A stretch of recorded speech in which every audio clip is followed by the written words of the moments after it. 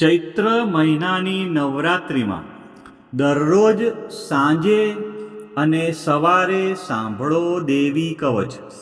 દેવી કવચ સાંભળતા પહેલાં કોમેન્ટમાં તમારી કુળદેવીનું નામ જરૂરથી લખવું અને વિડીયોના અંત સુધી જોડાયેલા રહેવું.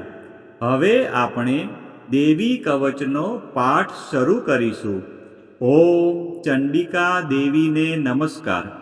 માર્કંડેયજીએ કહ્યું, હે પિતામહ, જે આ સંસારમાં પરમ ગોપનીય અને મનુષ્યનું બધી રીતે રક્ષણ કરનારું છે અને જેને તમે અત્યાર સુધી બીજા કોઈ સામે પ્રગટ ન કર્યું હોય એવું કોઈ સાધન મને કહી બતાવો. બ્રહ્માજી બોલ્યા, હે બ્રાહ્મણ, એવું સાધન તો એકમાત્ર દેવીનું કવચ જ છે, જે ગોપનીય કરતાં પણ પરમ ગોપનીય, પવિત્ર તથા બધા પ્રાણીઓ ઉપર ઉપકાર કરનારું છે. હે મહામુનિ, તે તમે ધ્યાનથી સાંભળો. દેવીની 9 મૂર્તિઓ છે. તેમને નવદુર્ગા કહે છે. તેમના અલગ અલગ નામો બતાવવામાં આવે છે. પહેલું નામ શૈલપુત્રી છે, બીજું નામ બ્રહ્મચારિણી છે, ત્રીજું ચંદ્રઘંટાના નામે પ્રસિદ્ધ છે, ચોથી મૂર્તિને કુષ્માંડા કહે છે, પાંચમી દુર્ગાનું નામ સ્કંદ માતા છે, છઠ્ઠી દુર્ગાનું નામ કાત્યાયની છે, સાતમું સ્વરૂપ કાલરાત્રિ, આઠમું સ્વરૂપ મહાગૌરી અને નવમી દુર્ગા એટલે સિદ્ધિદાત્રી. આ બધા નામ વેદ ભગવાન દ્વારા કહેવાયા છે. જ્યારે કોઈ મનુષ્ય અગ્નિથી સળગી રહ્યો હોય, યુદ્ધભૂમિમાં શત્રુઓથી ઘેરાઈ ગયો હોય, કોઈ સંકટમાં ફસાઈ ગયો હોય તથા કોઈ ભયથી ડરી ગયો હોય અને જો મા દુર્ગાનું શરણ લીધું હોય, તેનું ક્યારે કોઈ અમંગળ થતું નથી. યુદ્ધના સમયે મુશ્કેલી હોવા છતાં પણ તેને કોઈ વિપત્તિ ઉદ્ભવતી નથી. તેને શોક, દુઃખ અને ભય પ્રાપ્ત થતા નથી. જેમણે દેવીનું ભક્તિપૂર્વક સ્મરણ કર્યું છે તેમનો અભ્યુદય નક્કી છે. હે દેવી, જેઓ તમારું ચિંતન કરે છે તેમનું તમે ચોક્કસ કલ્યાણ કરો છો, તેમનું તમે ચોક્કસ રક્ષણ કરો છો. ચામુંડા દેવી પ્રેત ઉપર આરૂઢ થયેલા હોય છે અને વારાહી દેવી પાડા પર સવારી કરે છે. ઐન્દ્રી દેવીનું વાહન ઐરાવત હાથી છે અને વૈષ્ણવી દેવી ગરુડ પર આવે છે અને માહેશ્વરી દેવી આખલા પર આરૂઢ થયેલા છે. કૌમારી દેવીનું વાહન મોર છે. વિષ્ણુપ્રિય લક્ષ્મી દેવી કમળ પર વિરાજમાન છે અને તેમના હાથમાં લાલ કમળ છે. આખલા પર આરૂઢ થયેલ દેવી ઈશ્વરીએ શ્વેત વસ્ત્ર ધારણ કરી રાખ્યા છે. બ્રાહ્મી દેવી હંસ પર બેઠેલા છે અને બધા જ આભૂષણો ધારણ કર્યા છે. આ બધી દેવીઓ માતાઓ યોગ શક્તિઓથી સંપન્ન છે, જેઓ અનેકવિધ આભૂષણો પહેરવાથી શોભે છે. તેમણે અનેક રત્નો ધારણ કર્યા છે અને ક્રોધથી ભરેલી છે અને ભક્તોનું રક્ષણ કરવા રથમાં બેઠેલી છે. અને આ દેવીઓના હાથમાં શંખ, ચક્ર, ગદા, શક્તિ, હળ, મૂષળ, ખેટક, તોમર, કુહાડી, દોરડું, કુંત, ત્રિશૂળ અને ઉત્તમ પ્રકારના ધનુષ્ય ધારણ કરેલા છે. દૈત્યોના શરીરનો નાશ કરવો અને ભક્તોને અભયદાન આપવું, દેવતાઓનું હિત કરવું એ તેમના શસ્ત્ર ધારણનો ઉદ્દેશ છે. મહારૌદ્ર રૂપ, અત્યંત ઘોર પરાક્રમી, મહાબલી અને મહા ઉત્સાહયુક્ત હે દેવી, તમે મહાન ભયનો નાશ કરનારા છો. તમને મારા નમસ્કાર છે. તમારી સામે જોવું પણ મુશ્કેલ છે. શત્રુઓનો ભય વધારનારા હે જગદંબિકા દેવી મારું રક્ષણ કરો. પૂર્વ દિશામાં ઐન્દ્રી શક્તિ મારું રક્ષણ કરે. અગ્નિ ખૂણામાં અગ્નિ શક્તિ, દક્ષિણ દિશામાં વારાહી અને નૈઋત્ય ખૂણામાં ખગધારિણી મારું રક્ષણ કરે. પશ્ચિમ દિશામાં વારુણી અને વાયવ્ય ખૂણામાં હરણ પર સવારી કરનારા દેવી મારું રક્ષણ કરે. ઉત્તર દિશામાં કુમારી દેવી અને ઈશાન ખૂણામાં શૂલધારિણી દેવી મારું રક્ષણ કરે. હે બ્રહ્માણી દેવી તમે ઉપરની બાજુએ મારું રક્ષણ કરો. હે વૈષ્ણવી દેવી તમે નીચેની બાજુએ મારું રક્ષણ કરો. આ જ પ્રમાણે શબ જેનું વાહન છે તે ચામુંડા દેવી દસે દિશાઓમાં મારું રક્ષણ કરો. જયા દેવી આગળની બાજુએ રક્ષણ કરે અને વિજયા દેવી પાછળની બાજુએ રક્ષણ કરે. ડાબા ભાગે અજિતા દેવી રક્ષણ કરે, જમણા ભાગે અપરાજિતા દેવી મારું રક્ષણ કરે.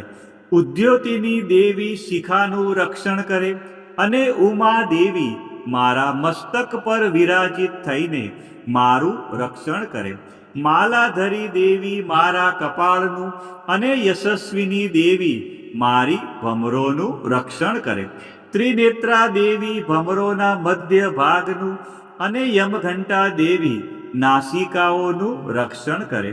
શંખીની દેવી બંને આંખોના મધ્ય ભાગનું રક્ષણ કરે અને દ્વારવાસીની દેવી કાનોનું રક્ષણ કરે.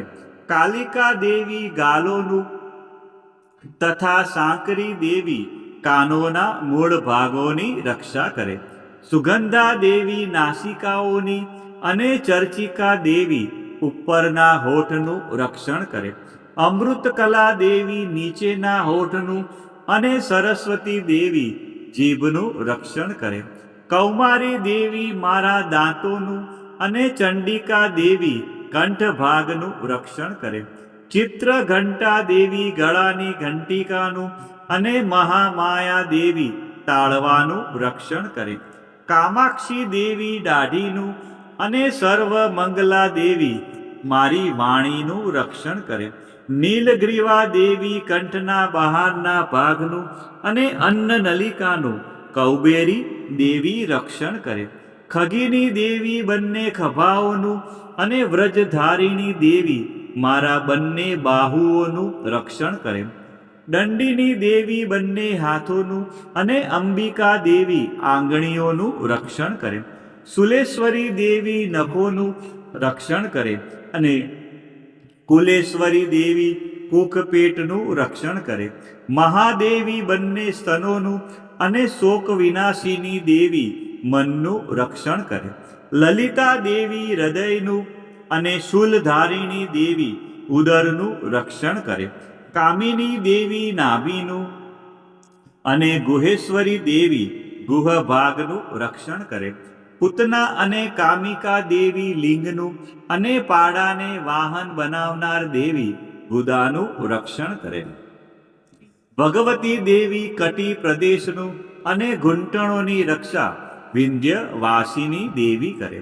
સર્વ કામનાઓ પૂરી કરનારા દેવી જંગાઓનું રક્ષણ કરે. નારસિંહ દેવી પિંડીઓનું રક્ષણ કરે.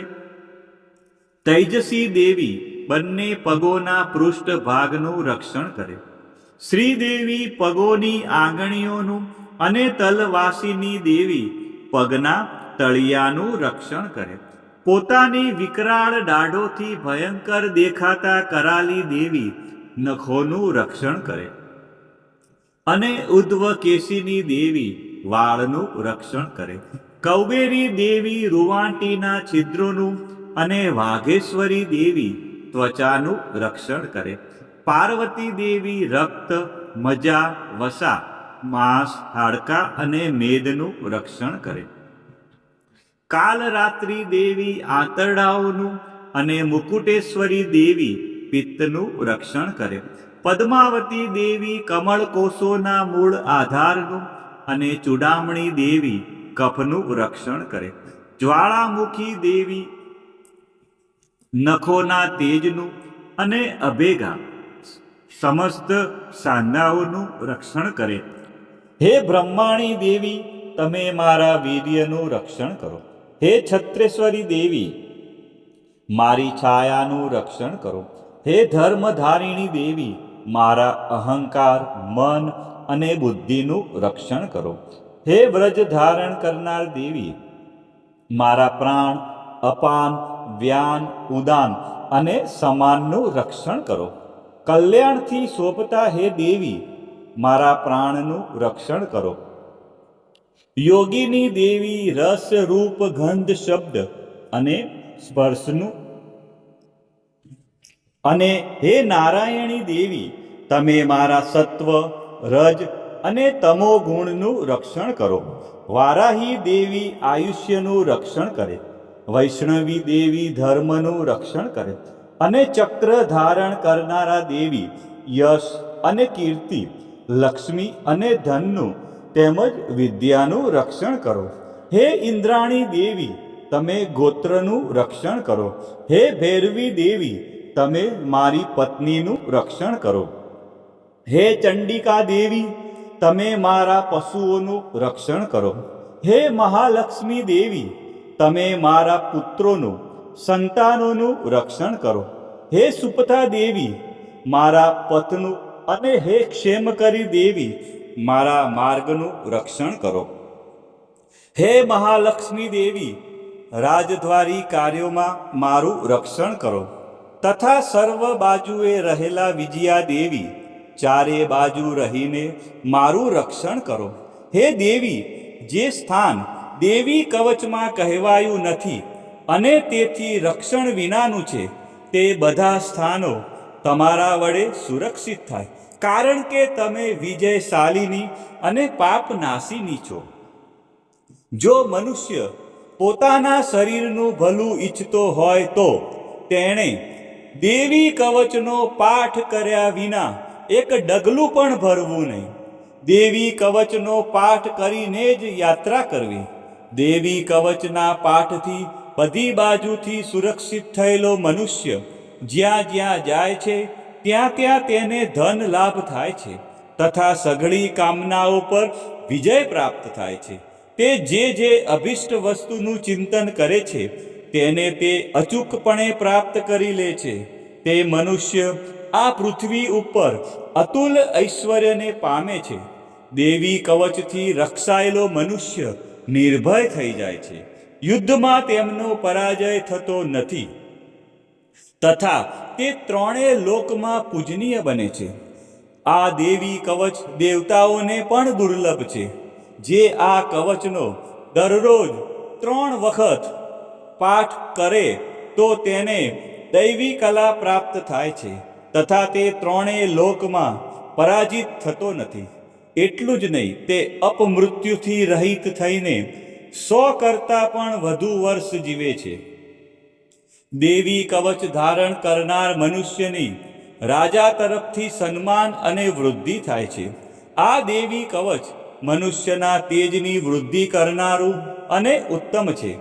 આ દેવી કવચનો પાઠ કરનારો મનુષ્ય પોતાની કીર્તિથી શોભા પામીને પૃથ્વી ઉપર પોતાના સુયશ સાથે સાથે વૃદ્ધિ પામે છે. જે પહેલા દેવી કવચ કરીને સપ્તસતી ચંડી પાઠ કરે છે તેની જ્યાં સુધી વન પર્વત હોય ત્યાં સુધી તે આનંદથી યુક્ત આ પૃથ્વી ઉપર રહે છે. તેના પુત્રો, પૌત્રો, સંતાન પરંપરા બનેલી રહે છે. પછી દેહાંત થતા તે મનુષ્ય મહામાયાની કૃપાથી નિત્ય પરમપદને પામે છે. જે દેવતાઓને પણ દુર્લભ છે. તે સુંદર દિવ્ય રૂપ ધારણ કરે છે અને કલ્યાણ શિવની સાથે આનંદનો ભાગી બને છે. ભક્તજનો, મા ભગવતીની આરાધનામાં દેવી કવચનું વિશેષ મહત્વ છે. દેવી કવચ એટલે રક્ષણ કરનારું કવચ. આ પાઠ દ્વારા મા દુર્ગાના વિવિધ સ્વરૂપો આપણા શરીરના દરેક અંગ અને જીવનના દરેક ડગલાનું રક્ષણ કરે છે. ઋષિ માર્કંડેજી દ્વારા વર્ણવેલ આ દેવી કવચનો જો નિત્ય ચૈત્ર માસની નવરાત્રિમાં પાઠ કરવામાં આવે તો મનુષ્ય નિર્ભય બને છે અને તેના જીવનમાં સુખ શાંતિનો ઉદય થાય છે. આજના આ વિડીયોમાં આપણે સંપૂર્ણ દેવી કવચનો પાઠ સાંભળ્યો. વિડીયોના અંત સુધી જોડાયેલા રહ્યા અને મા અંબાના આ પરમ કલ્યાણકારી સ્ત્રોતનો લાભ લીધો. બોલો શ્રી અંબે માત કી જય, ચામુંડા માત કી જય, ખોડિયાર માત કી જય, ઉમિયા માત કી જય, મહાકાળી માત કી જય, બહુચર માત કી જય, વારાહી માત કી જય, 64 જોગણી માત કી જય, વાઘેશ્વરી માત કી જય, બ્રહ્માણી માત કી જય, અર્બુદા માત કી જય. આ જ પ્રમાણે રોજ સવારે, બપોરે અને સાંજે સંધ્યા સમયે અને ખાસ અત્યારે ચૈત્ર મહિનાની નવરાત્રિમાં પાઠ અવશ્ય કરવો અથવા સાંભળવો.